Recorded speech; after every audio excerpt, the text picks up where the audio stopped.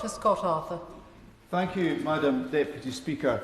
I grew up just 4 or 5 miles away from this plant, and I have to say it's an area which is still recovering from Thatcher's economic vandalism. So I do thank the Minister for both his statement this evening and the work he's done over many months, and I also have to thank my honourable friend, the member for Cowdenbeath and Kirkcaldy, for her work as well.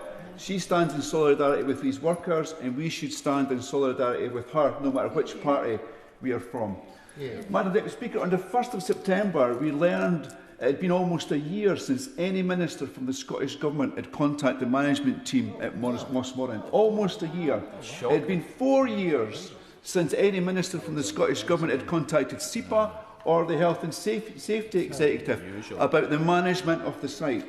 On July 25th this year, July 29th this year, we learned that the Scottish Government was asked when it last proactively contacted the UK Government about the operation of the Mossmorran site.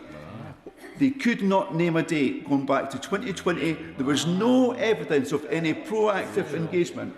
So, Madam Deputy Speaker, we've heard bluster from the SNP this evening. Have the Scottish Government approached the Minister with any kind of coherent plan to support these workers or save the plant?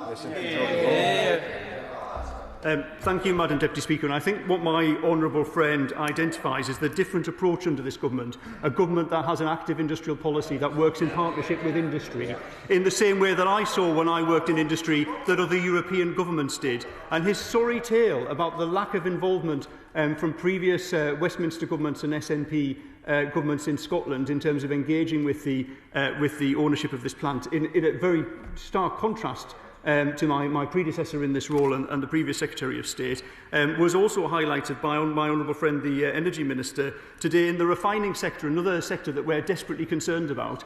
But until this government took action to meet their management, had not had a meeting with a Westminster Government Minister for 13 years.